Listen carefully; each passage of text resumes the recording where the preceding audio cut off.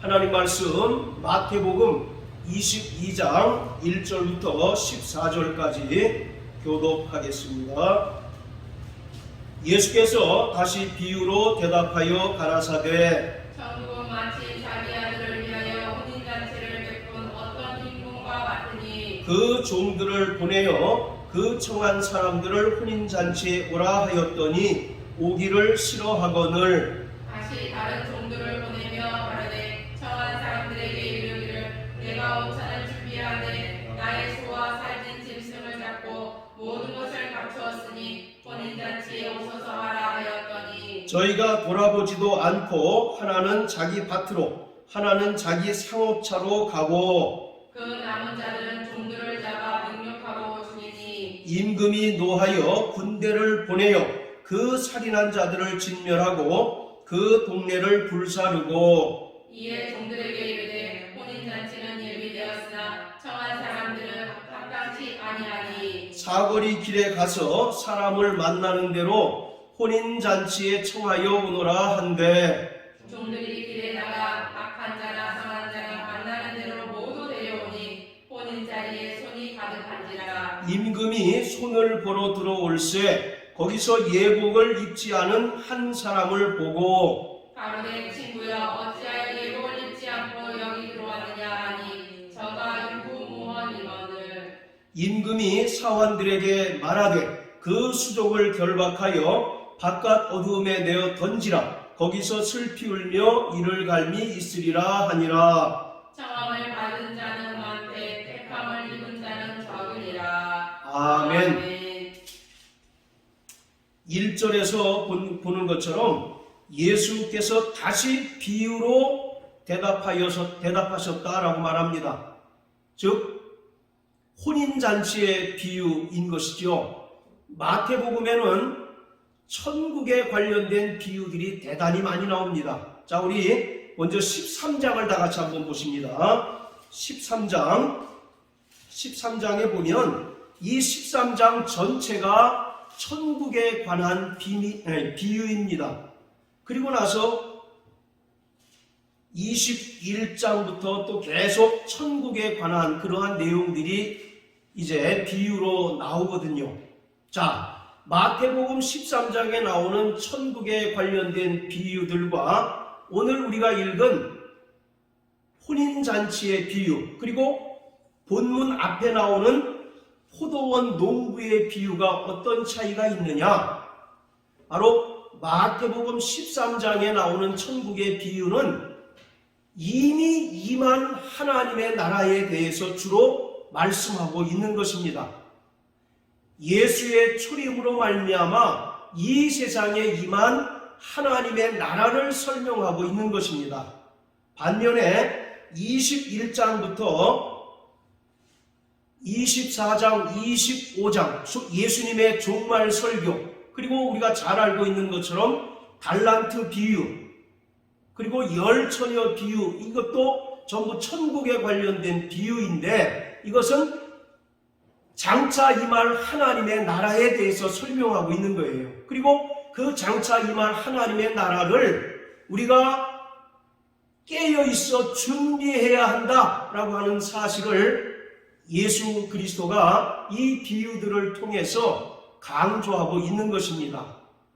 그런 의미에서 오늘 본문의 그 말씀도 다시 임할 하나님의 나라를 갈망하는 중에 날마다 빛나고 깨끗한 세마포를 준비하는 삶을 살아내야 한다라는 것을 우리에게 말씀하고 있는 것입니다.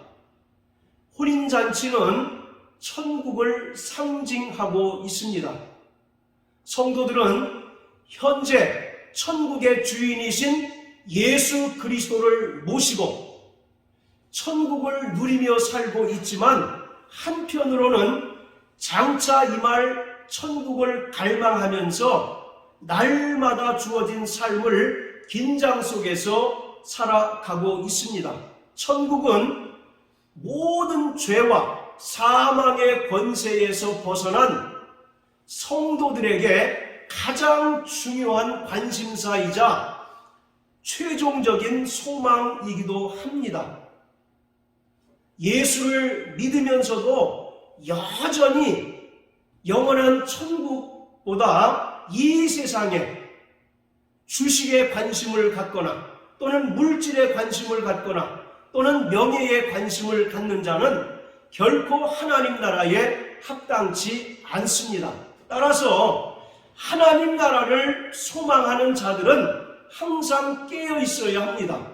마태복음 24장, 25장을 마태복음의 계시록이라고 이와 같이 이야기합니다. 주로 예수 그리스도가 말씀하신 종말에 대한 설교거든요. 바로 그 주제가 깨어있으라입니다. 이처럼 천국을 소망하는 성도들은 항상 깨어있어야 하고 준비되어야 하고 그리고 신앙의 열심을 내어야 하는 것입니다. 왜냐하면 하나님의 나라가 임할 때 반드시 심판대 앞에 서서 선악간의 심판을 받게 되어 있기 때문입니다. 예수의 재림 때 하나님의 은혜를 거부하던 불신자들은 계시록 20장 11절부터 15절의 말씀과 같이 희고 큰 보좌의 심판을 통해서 둘째 사망, 곧 불못에 던지움을 당하게 됩니다. 자, 우리 계시록 20장을 다 같이 한번 보십니다. 계시록 20장 11절부터 15절까지입니다.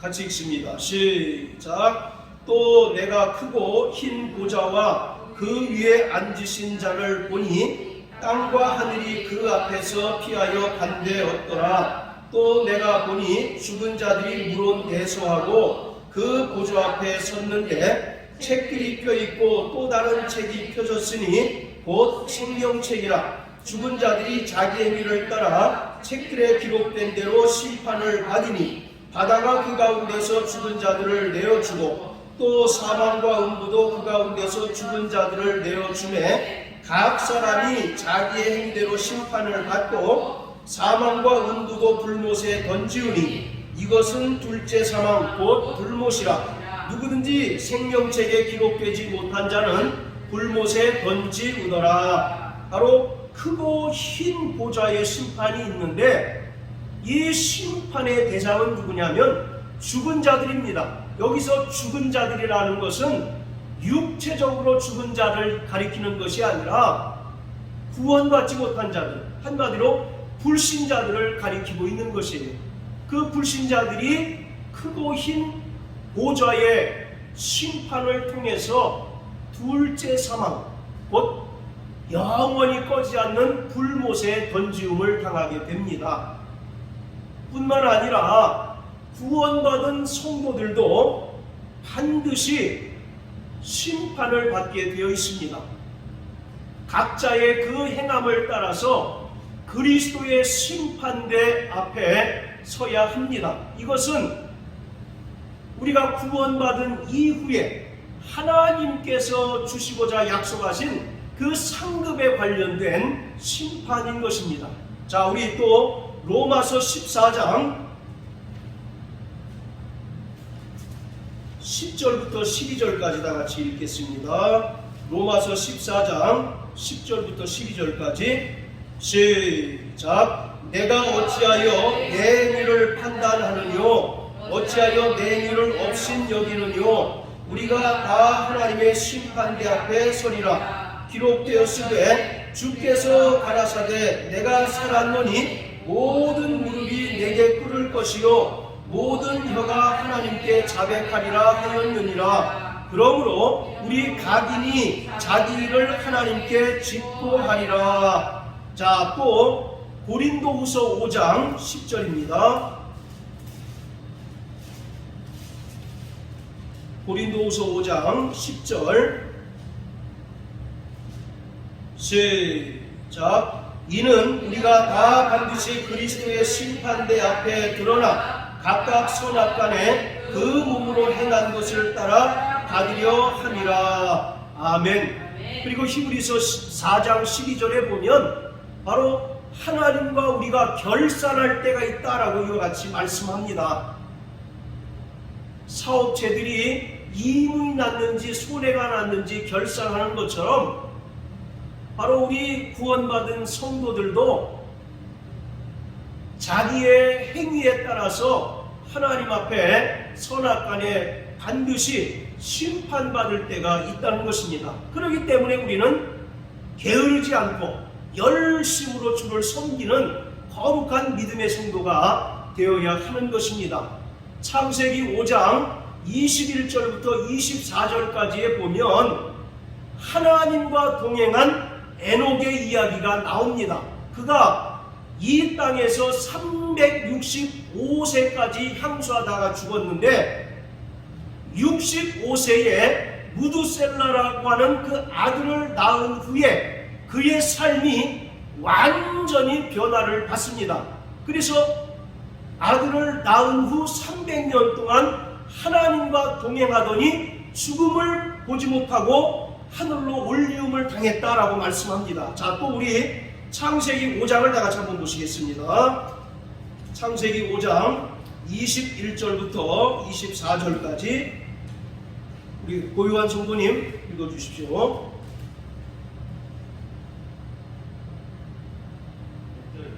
네, 5장 21절부터 24절까지.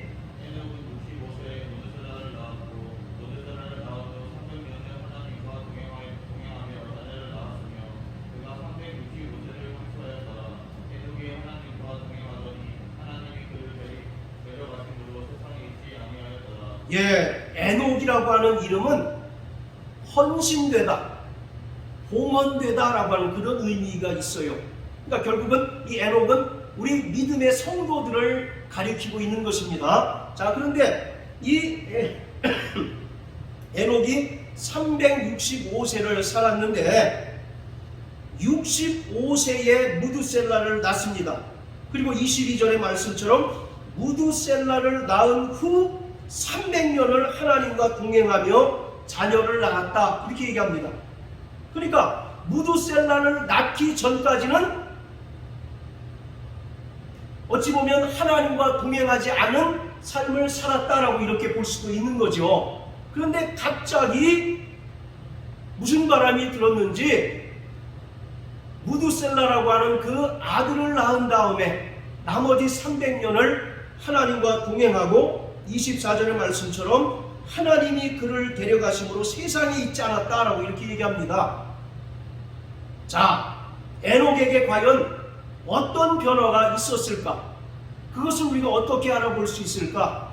이것은 무두셀라라고 하는 그 이름의 의미를 통해서 우리가 살펴볼 수가 있는 것입니다. 이 무두셀라라고 하는 이름은 창의 남자 또는 창을 든 남자라고 하는 그런 뜻이 있어요. 이것은 고대 사회에서는 씨족 단위로 모여서 살았는데 창을 든 남자라고 하는 것은 그 집단을 보호하는 최후의 보루와 같은 그러한 역할을 한 사람입니다.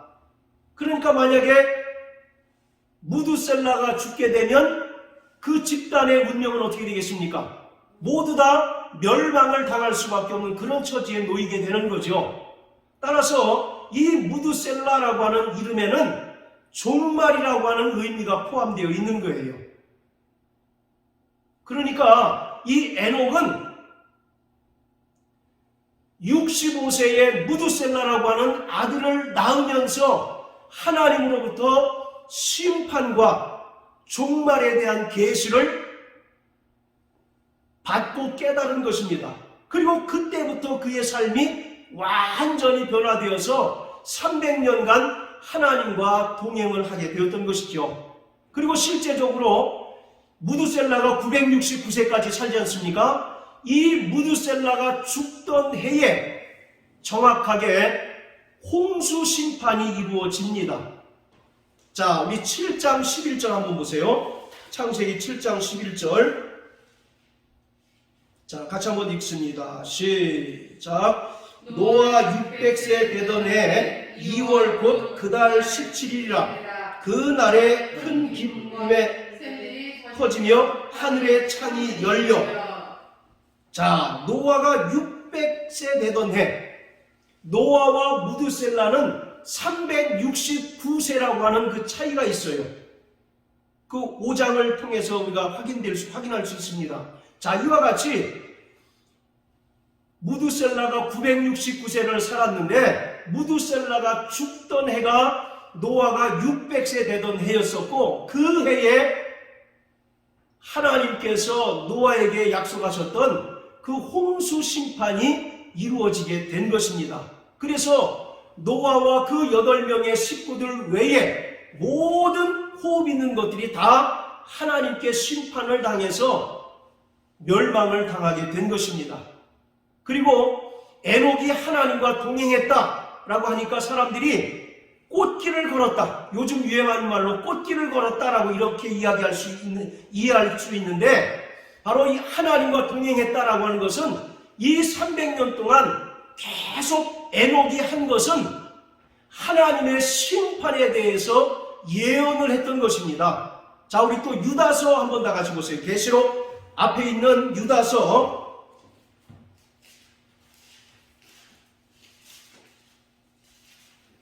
자, 14절 15절입니다. 시작. 아담의 7세손 에녹이 사람들에게 대하여도 예언하여 이르되, 보라, 주께서 그 수만의 거룩한 자와 함께 임하셨나니 이는 무사람을 심판하사 모든 경건치 않은 자의 경건치 않게 행한 모든 경건치 않은 일과 또 경건치 않은 죄인의 죽게 거스려 한 모든 강팍한 말을 인하여 저희를 정죄하려 하시라 하였느니라. 예, 에녹이 하나님과 동행했다라고 하는 말은 이가 무드셀라를 통해서 하나님의 심판과 종말에 대한 그 계시를 받은 후에 세상에 나가서 하나님의 심판에 대해서 예언하고 다녔다는 겁니다. 하나님께서 이와 같이 경건치 못한 자들을 물로써 이제 심판할 때가 온다라고 하는 사실을 에녹이 무려 300년 동안 전파하고 다녔다라고 하는 것입니다. 오늘 그것이 바로 말세를 준비하고 또 장차 임할 하나님의 나라를 소망하는 성도들의 자세라고 하는 것을 우리는 분명히 깨달을 수가 있는 것입니다. 자, 다시 마태복음 22장 본문으로 돌아갔어요.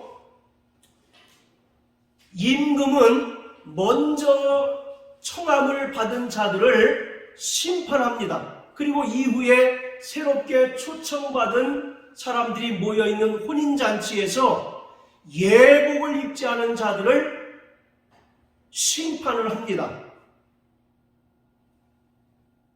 그보다 먼저 이 임금은 초청을 위해서 보낸 종들을 잡아서 능욕하고 죽였던 사람들을 심판하죠. 이들은 어떤 자입니까?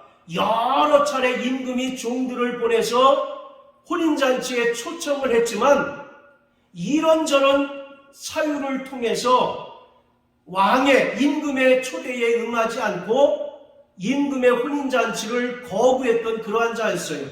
자, 4절 보시면 다시 다른 종들을 보냈다라고 이렇게 이야기하고 있는데, 자, 21장 36절에 보세요. 21장 36절에 보면 다시 다른 종들을 처음보다 많이 보냈다라고 이렇게 얘기합니다. 오늘 우리가 이제 읽은 이 본문은 혼인잔치의 비유고, 혼인잔치 비유 앞에 나오는, 자, 21장 33절부터 46절까지는 일명 포도원 농부의 비유입니다. 이것이 같은 맥락에서 기록된 것을 우리가 알 수가 있는 거예요. 따라서 먼저 청함을 받은 사람들은 누구냐? 구체적으로 유대인들, 그리고 유대인들 가운데도 종교 지도자들이라고 하는 사실을 우리가 알 수가 있는 거예요. 임금은 먼저 청함받은 자들의 그 도시를 불살라 버립니다. 그리고 이후에 종들을 새로 보내가지고 많은 사람들을 다시 혼인잔치에 초청을 하죠. 이것은 뭘 얘기하느냐?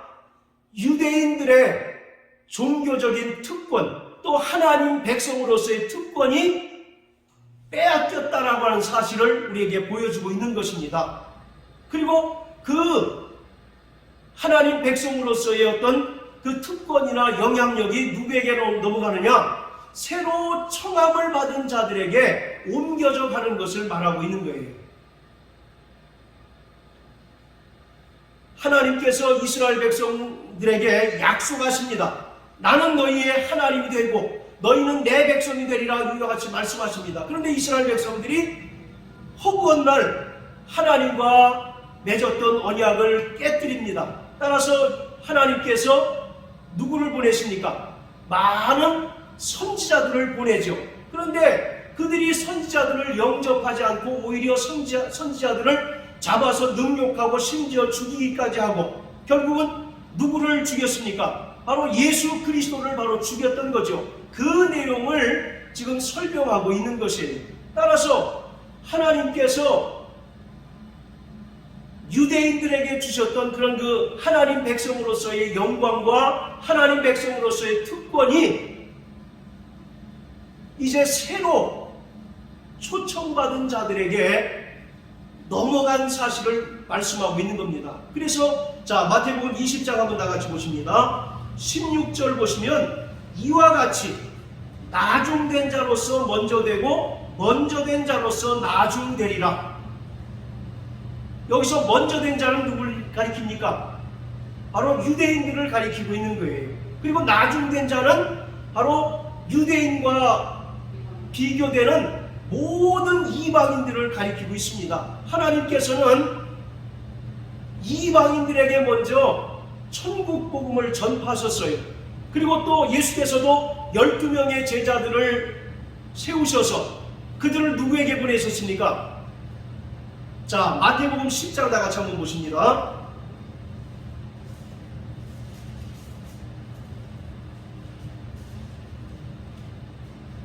마태복음 10장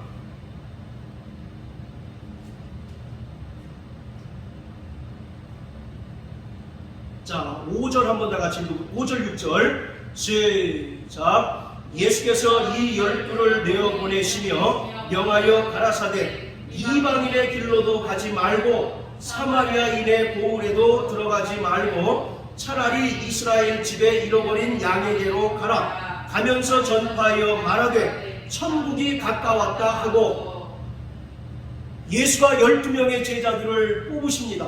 그리고 2명씩 짝지워서 전도 여행을 보내시면서 천국 복음을 전파하시는데 그들에게 당부한 것이 뭡니까?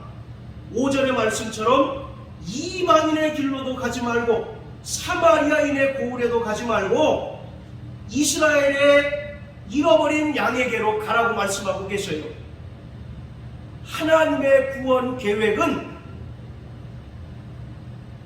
이스라엘에게 복음이 전파되고 그들이 복음을 받아들이고 그들을 통해서 이방인들에게 천국 복음이 전파되는 것이 하나님의 본래의 계획이었습니다.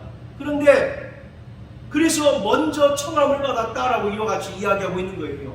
그런데 이 유대인들이 예수 그리스도의 은혜를 거부합니다. 또 천국 복음을 배척함으로써 그들이 천국에서 멀어지게 되었다라고 성경은 말씀하고 있는 겁니다. 자, 또 8장 12절 다 같이 한번 보세요. 마태복음 8장 12절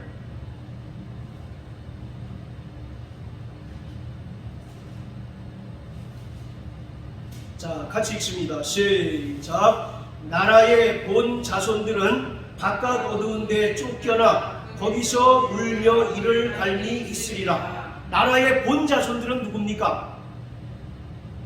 본래 천국 백성은 누구였어요? 유대인입니까? 이방인입니까? 유대인들이었어요. 그들을 출애굽기 19장 6절에 보면 하나님께서 거룩한 나라, 제사장 나라로 삼으셨어요. 그래서 그들을 통해서 복음이 이방인에게 전파되도록 하셨던 것입니다. 그런데 그만 그들은 자기의 의를 내세우고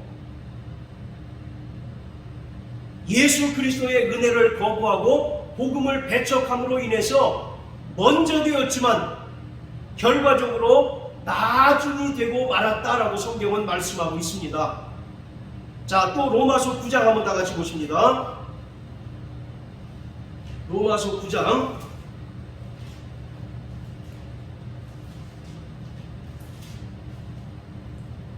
자, 30절부터 33절까지 우리 김 집사님 읽어주십시오. 그런즉 우리가 무슨 말하리요? 의를 쫓지 아니한 이방인들의 의를 얻었으니 곧 믿음에서 난 의요 의의 복을 쫓아가는 자에는 복에 이르지 못하였으니 어찌 그러하느뇨? 이는 저희가 믿음에 의지하지 않고 행위에 의지함이라. 부딪힐 돌에 부딪혔느니라. 기록된 바 보라 내가 부딪히는 돌과 거치는 반석을 시온에 두노니 저를 믿는 자는 부끄러움을 당치 아니하리라 함과 같으리라. 예, 33절에 보면 부딪히는 돌과 거치는 반석을 시온에 두셨다라고 얘기합니다.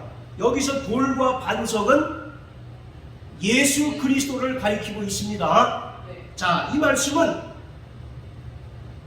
유대인들에게 먼저 복음이 전파됐는데, 은혜가 전파됐는데 그들이 그 은혜를 받아들였습니까? 안 받아들였습니까? 그들은 예수의 은혜를 받아들이지 않고 복음을 배척했다는 겁니다. 왜 그렇습니까? 그들은 하나님께로부터 받은 그 율법을 행하는 의로서 구원받고 천국에 들어갈 수 있다라고 자신했던 자들이었어요.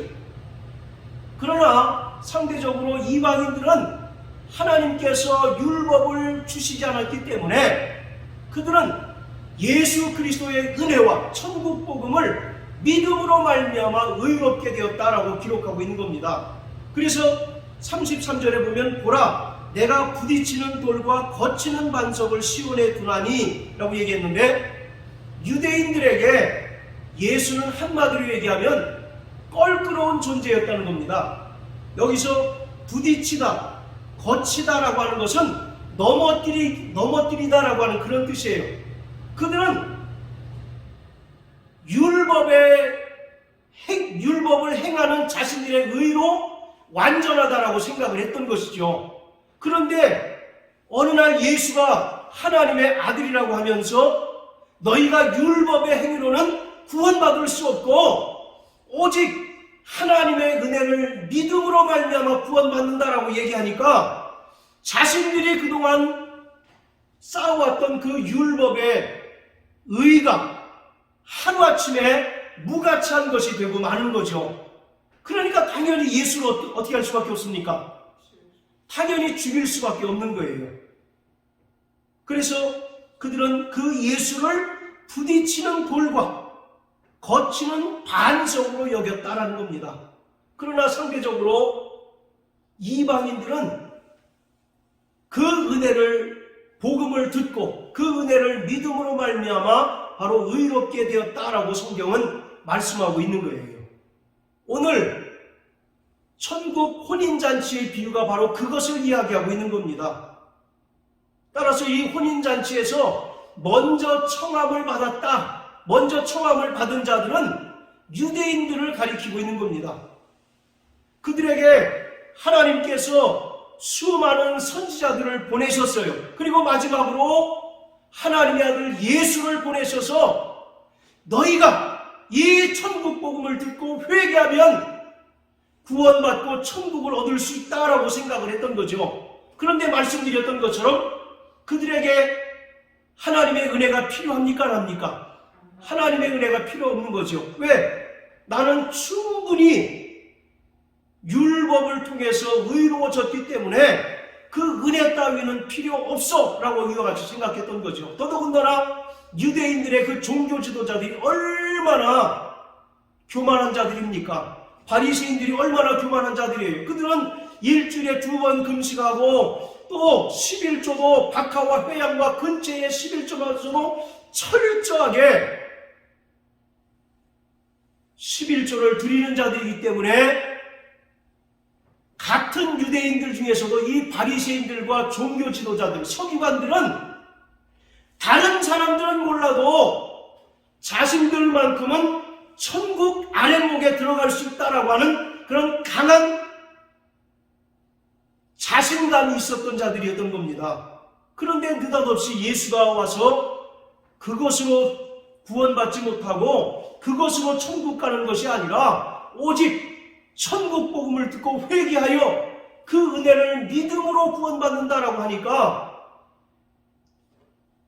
자신들이 그동안 쌓아왔던 모든 육체의 공로가 다 하루아침에 다 무너지는 것 아니겠습니까?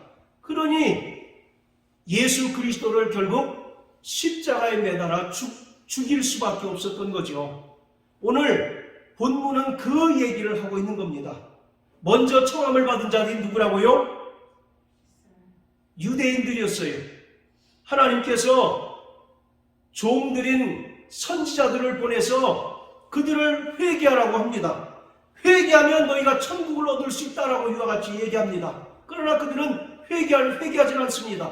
왜? 자신은 충분히 구원받을 만큼 행위로 의로운 자고 또 천국에 들어갈 만큼 충분히 행위로 의로운 자라고 자신하고 있기 때문에 선지자들의 그 외침이 전혀 그들에게 영향력을 줄 수 없었던 것입니다.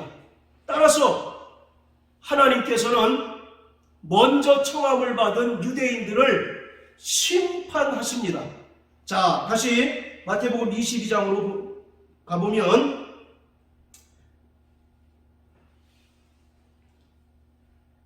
자, 7절, 8절 한번 읽어보시겠습니다. 시작. 임금이 노하여 군대를 보내어 그 살인한 자들을 진멸하고 그 동네를 불사르고 이에 종들에게 이르되 혼인잔치는 예비되었으나 청한 사람들은 합당치 아니하다. 네, 먼저 청함받은 사람들이 합당치 않다는 얘기죠. 자, 그러면서 7절에 보면 임금이 노하여 군대를 보내어 그 살인한 자들을 진멸하고 동네를 불살랐다.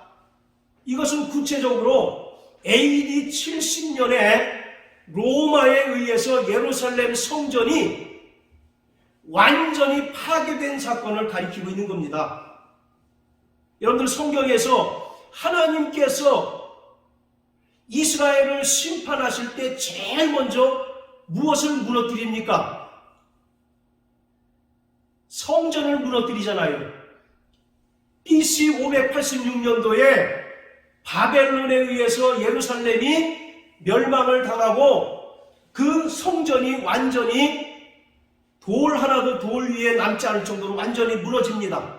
여러분들 솔로몬의 성전이 얼마나 웅장하고 화려합니까? 그러나 그 하나님을 향한 믿음이 빠진 성전은 하나님에게는 그냥 하나의 인간이 만든 건물에 불과하다는 거죠. 그래서 이스라엘에게 상징적인 의미로 성전을 완전히 무너뜨리게 되는 겁니다. 마찬가지로 오늘 예수가 와서 천국 복음을 전파하고 하나님의 은혜를 전파했지만 여전히 강팍하고 마음이 완악한 유대인들은 그 은혜를 거부합니다. 또 천국 복음을 배척합니다. 따라서 하나님께서 이스라엘을 심판하시는 그 표적으로서 예루살렘 성전을 완전히 무너뜨리게 되는 거죠. 그래서 7절에 그 동네를 불살랐다라고 하는 말은 구체적으로 AD 70년에 예루살렘 성전이 완전히 무너진 사건을 가리키고 있는 거예요. 그래서 여러분들 가끔 텔레비에 보시면 그 성지순례 가보면 그 예루살렘 성전의 그 통곡의 벽이 있지 않습니까? 그것은 예루살렘 성전의 서쪽에 있는 벽이었답니다. 당시 로마가 성전을 완전히 무너뜨리고 그 성전 안에 있는 금으로 만든 기구들을 다 약탈을 했는데 만약에 그 성전을 다 무너뜨리게 되면 자신들의 어떤 그 전공이 사람들에게 설명이 되지 않잖아요. 그래서 서쪽 벽만 남겨놨다는 거 아닙니까? 그게 바로 유대인들이 날마다 거기 가서 기도하는 통곡의 벽이라는 거죠. 그들이 통곡의 벽에서 기도하는 건 뭐냐? 성전이 다시 재건되기를 기도한다는 겁니다. 이처럼 하나님께서 이스라엘의 그 교만, 이스라엘의 그 불의함을 깨뜨리신, 바로 심판하신 그 결과가 예루살렘 성전의 파괴입니다. 자, 그리고 9절 보시면 이제 또 새로운 그 장면이 또 연출이 되는데, 자, 9절 다 같이 한번 읽습니다. 시작. 사거리 길에 가서 사람을 만나는 대로 오는 잔치에 청하여 오너라 한대. 예, 사거리 길에 가서 사람을 만나는 대로 혼인잔치에 청하여 오너라 한대. 여기서 이 사거리가 대단히 중요합니다. 성경에 나타난 숫자는 나름대로의 그 분명한 의미가 있다고 말씀을 드렸는데, 성경에 나타난 4라고 하는 것은 온 세상을 가리키고 있어요. 동서남북 네 방향 아닙니까? 자, 이처럼 사거리 길에 가서라고 하는 말은 이제 유대인들이 예수 그리스도가 전한 천국 복음과 그 은혜를 거부하니까 이제는 누구에게 이제 그 천국 복음이 전파되는 겁니까? 모든 세계에 있는 이방인들에게 천국 복음이 이제 전파되기 시작하는 거죠. 그래서 그 뒤에 보면 이제 그 청함을 받은 자들이 혼인잔치에 이제 가득가득 메워집니다. 자, 그런데 또 문제가 있어요. 자, 11절, 12절 다 같이 한번 또 읽어보십니다. 시작. 임금이 손을 보러 들어올새 거기서 예복을 입지 않은 한 사람을 보고 가로되 친구여 어찌하여 예복을 입지 않고 여기 들어왔느냐 하니 저가 유구무원이언을. 이제 유대인들에 대한 복음 전파가 이제 끝나고 대신 모든 족속, 모든 세계에 있는 이방인들에게 복음이 전파됩니다. 그래서 많은 수가, 그래서 로마서에 보면 이방인의 어떤 수요? 충만한 수가 구원 얻는다라고 말씀하고 있잖아요. 이와 같이 이방인들의 충만한 수가 하나님의 혼인잔치에 초청을 받았다는 겁니다. 그런데 여기서 주목할 것은 혼인잔치에 청함을 받은 자가 다 혼인잔치에 들어갈 수 없다라는 얘기입니다. 그래서 그 의인들 가운데 악인을 분리하고 그 악인들은 풀무불에 던져서 슬피 울며 이를 갈미게 한다라고 말씀하고 있어요. 그렇다면 이 혼인잔치에 들어갈 수 있는 자격은 누구에게 주어지는 겁니까? 예복을 입은 자들에게 주어지는 거예요. 따라서 이 예복이라고 하는 것은 예수 그리스도 재림하실 때 이루어질 어린 양의 혼인잔치에 참가할 자격, 그리고 최후의 심판을 준비하는 기능이 있는 것이 어린 양의 혼인잔치에 참여할 성도들이 입을 예복인 것입니다. 이것은 선택사항이 아니에요. 반드시 예복을 입은 자라야 어린 양의 혼인잔치에 들어갈 수 있고 하나님께서 약속하신 그 상급을 얻을 수 있다라고 말씀하고 있는 것입니다. 자, 그렇다면 오늘 여기서 중요한 것은 예복이 과연 무엇일까? 우리 김 집사님, 예복이 뭐라고 생각하십니까? 세마포. 네, 그 세마포가 뭘 상징합니까? 성도들의 옳은 행실.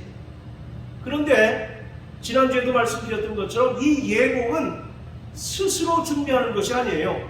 잔치에 참여하는 자가 준비하는 것이 아니라 잔치를 배설한 연회장, 임금이 예복을 준비하고 그 잔치에 참여하는 사람은 자기가 어떤 옷을 입었다 할지라도 그 혼인잔치에 참여하기 위해서는 왕이 준비한 옷을 입어야 잔치에 참여할 수가 있습니다.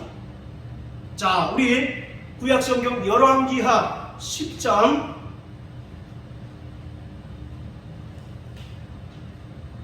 22절입니다.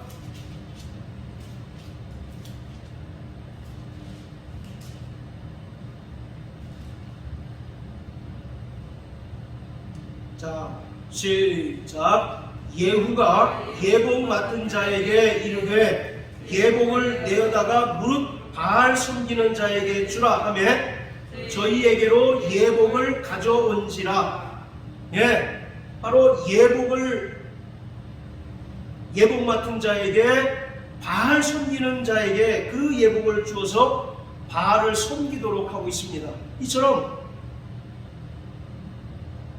성경에 나타난 그 혼인잔치에는 반드시 자기가 준비한 옷이 아니라 그 혼인잔치를 배설하고 혼인잔치를 준비한 연회장이 마련해준 예복을 입어야 그 잔치에 들어갈 수가 있는 것입니다. 자, 그렇다면 이 예복이 뭔가를 우리 또 한번 살펴봅니다. 이사야서 61장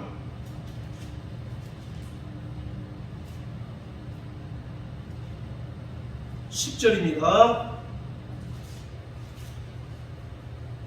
자, 시작. 내가 여호와로 인하여 크게 기뻐하며 내 영혼이 나의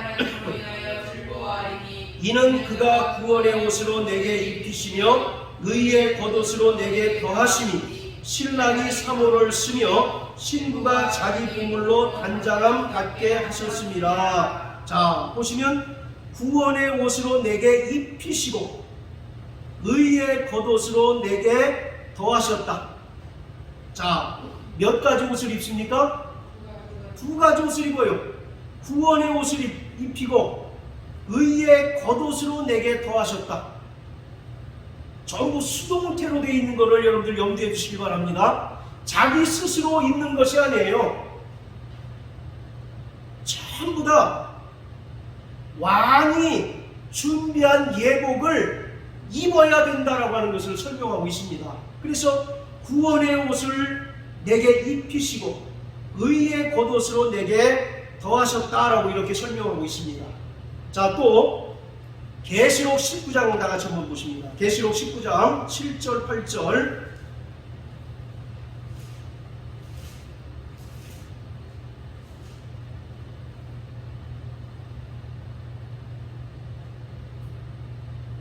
자, 같이 읽습니다. 시작. 우리가 즐거워하고 크게 기뻐하여 그에게 영광을 돌리세. 어린 양의 혼인기약이 이르렀고 그 아내가 예비되었으니 그에게 허락하사 빛나고 깨끗한 세마포를 입게 하셨은즉 이 세마포는 성도들의 옳은 행실이로다 하더라.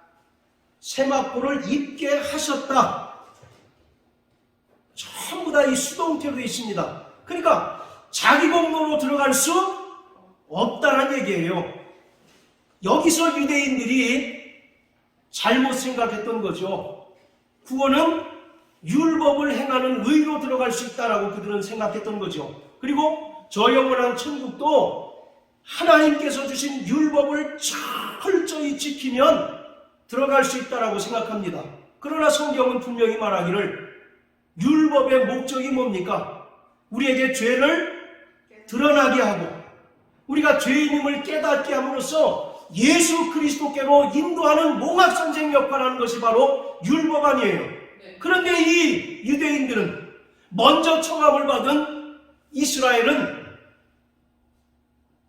내가 일주일에 2번 금식하고 또 11조도 이와 같이 정확하게 드리고 안식일도 철저하게 드리니 율법의 의로는 내가 완벽한 자요. 그러기 때문에 구원은 내게 따놓은 당상이고 천국은 내게 따놓은 당상이다라고 생각했던 거죠. 그러기 때문에 천국 복음을 전파하고 은혜를 믿어야 구원받는다라고 전파하셨던 예수 그리스도가 그들에게는 껄끄러운 존재일 수밖에 없었던 거죠. 그러나 수많은 충만한 숫자의 이방인들은 그 천국 복음을 듣고 혼인잔치의 청함을 받습니다. 그런데 그게 끝이 아니죠. 반드시 그 혼인잔치에 참여하기 위해서는 뭘 준비해야 된다고요? 어린 양의 혼인잔치에 참여할 자들이 준비할 것은 빛나고 깨끗한 세마포, 성도들의 옳은 행실이라고 하는 겁니다. 분명히 행실이라고 하는 것에 유념하시길 바랍니다.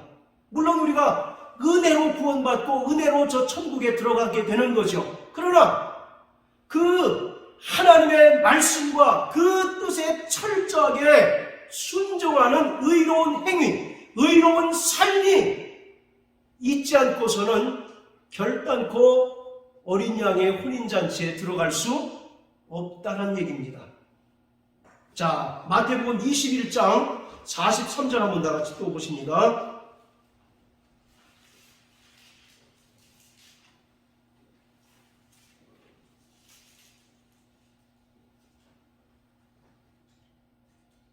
자, 같이 읽습니다. 시작. 그러므로 내가 너희에게 이르노니 하나님의 나라를 너희는 빼앗기고 그 나라의 열매 맺는 백성이 받으리라. 여기서 너희는 누굴 가리킵니까? 유대인들을 가리키죠. 너희는 하나님의 나라를 빼앗기지만 그 나라의 열매 맺는 백성이 받는다. 하나님의 그 은혜를 의지하고 그 은혜를 따라서 하나님 말씀에 순종하는 자들, 그러한 자들이 하나님의 나라에 들어갈 수가 있다라고 이와 같이 이야기하고 있습니다. 여러분들 마태복음 5장 5절에 보면 팔복에 관한 설교가 나오죠. 그 중에 세 번째 복이 뭡니까? 온유한 자는 복이 있나니. 어떤 복을 누립니까? 땅을 기업으로 얻을 것이며. 온유한 자가 누굴까요? 온유한 자가 뭘까요?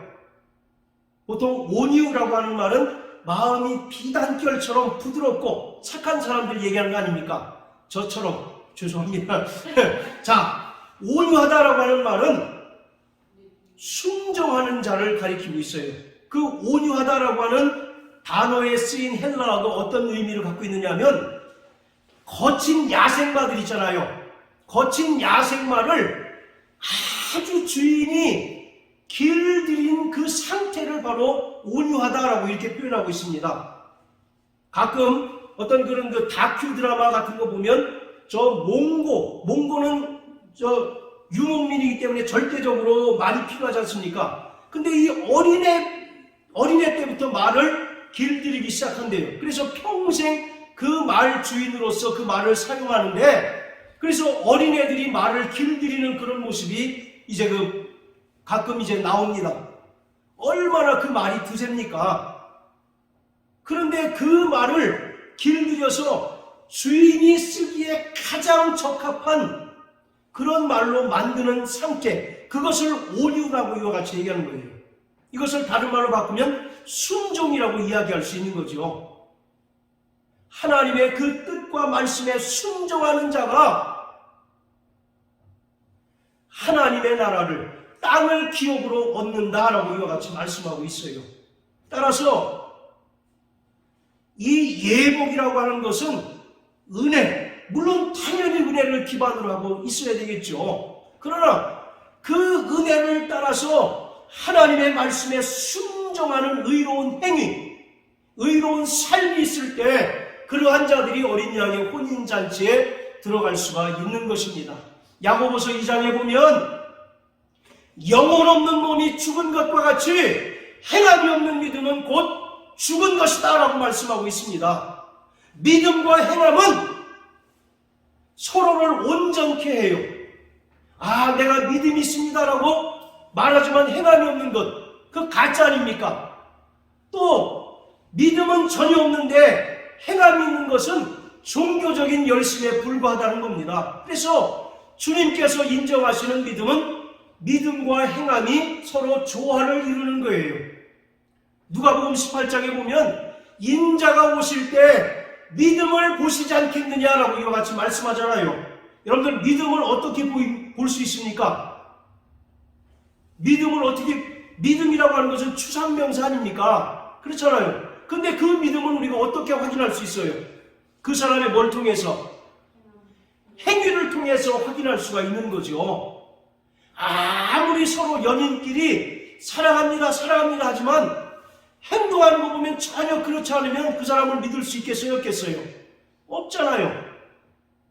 오늘 이와 같이 혼인잔치에 참여한 자들이 입는 예복, 성도들의 옳은 행실은 기본적으로 하나님의 은혜가 있어야 하고 그 은혜를 기반으로 하나님의 뜻과 말씀에 절대적으로 순종하는 행위, 순종하는 삶이 있을 때 그러한 자들이 어린 양의 혼인잔치에 들어갈 수가 있는 겁니다.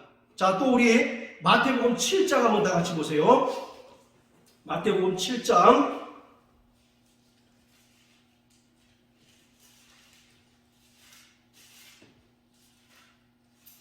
자, 24절부터 27절까지 우리 한번 읽어봅니다. 시작. 그러므로 누구든지 나의 이 말을 듣고 행하는 자는 그 집을 반석 위에 지은 지혜로운 사람 같으리니 비가 내리고 창수가 나고 바람이 불어 그 집에 부딪히되 무너지지 아니하나니 이는 주초를 반석 위에 놓은 연고요 나의 이 말을 듣고 행치 아니하는 자는 그 집을 모래 위에 지은 어리석은 사람 같으리니 비가 내리고 창수가 나고 바람이 불어 그 집에 부딪힘에 무너져 그 무너짐이 심하니라. 아멘. 자, 이 두 집을 비교하고 있는데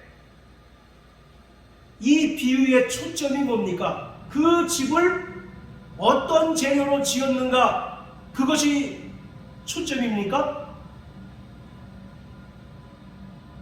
아니죠. 그 집의 기초가 무엇인가?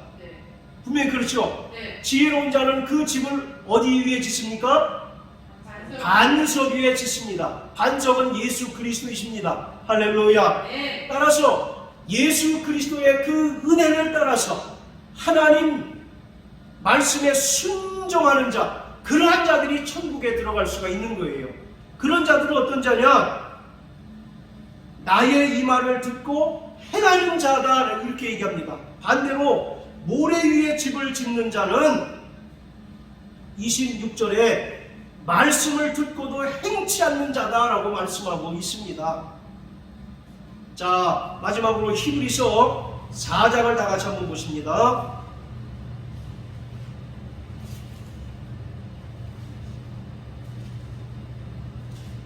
히브리서 4장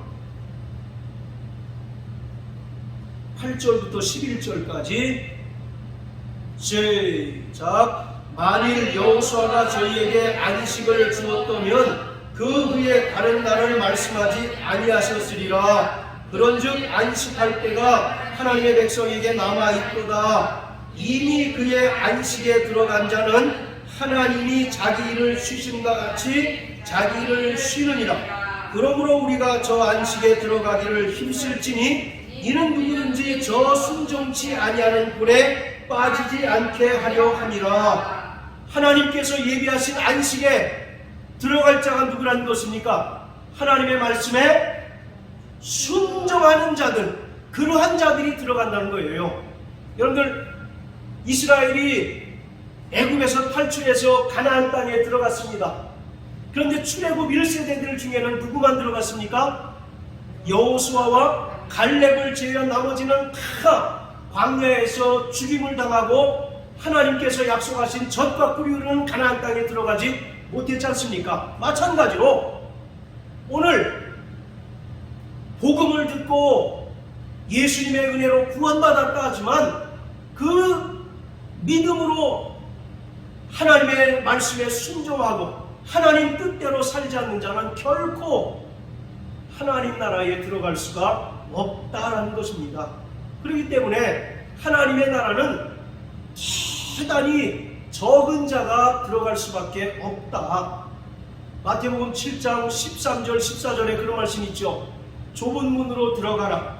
그 길은 좁고 협착하여 찾는 이가 많지 않다라고 말씀하고 있지 않습니까? 오늘 이와 같이 우리가 다 예수를 믿고 신앙생활 한다고 하지만 유대인들처럼 바리새인들처럼 여전히 하나님의 의는 고사하고 은혜는 고사하고 자기 의를 쫓아서 자기 행위를 따라서 자기 공로를 업적을 드러내기 위하여 신앙생활하는 사람, 그런 사람은 하나님 앞에 섰을 때 유구무원이라는 겁니다.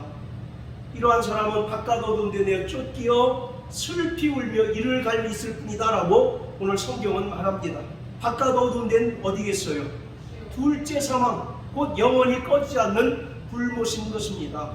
그러므로 사랑하는 성도 여러분, 날마다 하나님 말씀에 순종하고 오늘 우리에게 주어진 이 하루하루의 삶을 하나님 뜻대로 하나님 말씀에 순종함으로 말미암아 빛나고 깨끗한 세마포를 준비하는 저와 여러분들 되시기를 주의 이름으로 축원합니다. 계시록 2장 17절에 보면 예수님께서 버가모 교회를 향하여 말씀하시기를 이기는 그에게는 감추어뒀던 만나를 주고 흰 돌을 줄 터인데 그 흰 돌에 새 이름을 기록하였다라고 말씀하고 있어요. 여기서 이 흰 돌이라고 하는 것도 바로 초청장을 이야기합니다. 흰 예복을 입고 어린 양의 혼인잔치에 들어가듯이 바로 흰 돌을 가진 자만이 하나님께서 예비하신 천국에 들어갈 수가 있는 것이에요.